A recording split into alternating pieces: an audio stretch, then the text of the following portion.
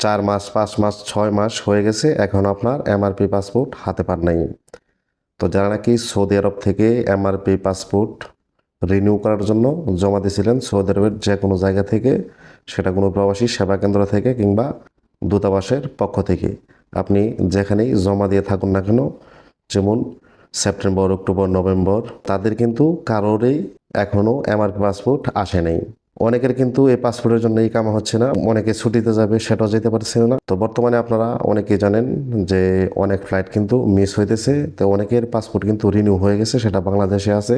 তো অনেকে কিন্তু টাকা খরচ করে ট্যাক্সি ভাড়া দিয়ে ওই সমস্ত প্রবাসী সেবা কেন্দ্রে গিয়ে তাদের পাসপোর্টটা আসছে কিনা সেটার জন্য খোঁজখবর নিতেছে। আপনাদেরকে বলবো, সৌদি আরব বাংলাদেশ দূতাবাস থেকে আপনাদেরকে জানানো হয়েছে যে আপনারা কেউ টাকা খরচ করে গিয়ে আপনার পাসপোর্ট হয়েছে কিনা বা আসছে কিনা সেটা জানার জন্য না যাওয়ার জন্য, বা টাকা খরচ না করার জন্য। কারণ আপনি পাসপোর্ট রিনিউ করার জন্য পাসপোর্টের সাথে যে আপনার নাম্বারটি দিচ্ছেন, আপনার যখন পাসপোর্ট রিনিউ হয়ে এই জায়গায় আসবে, তখন কিন্তু আপনার ওই নাম্বারে হোয়াটসঅ্যাপে কিংবা আপনার ওই নাম্বারে কল দিয়ে আপনাকে জানানো হবে যে তোমার পাসপোর্টটি আসছে, এখন তুমি এসে নিয়ে যাও। যে যেই জায়গায় জমা দিচ্ছেন সেই জায়গা থেকে কিন্তু পাসপোর্টটা নিতে পারবেন।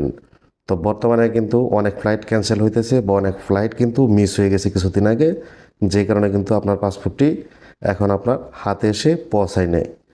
তো আশা করি খুব দ্রুত কিন্তু পাসপোর্টগুলো চলে আসবে।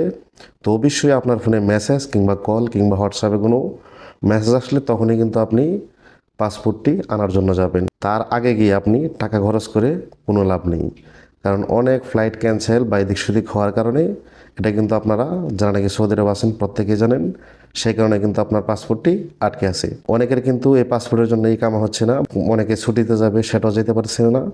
তো আপনারা একটু ধৈর্য ধরুন, অবশ্যই খুব শীঘ্রই আপনার পাসপোর্টটি আপনার হাতে এসে পৌঁছাবে, এই আশাই করতেছি আমরা।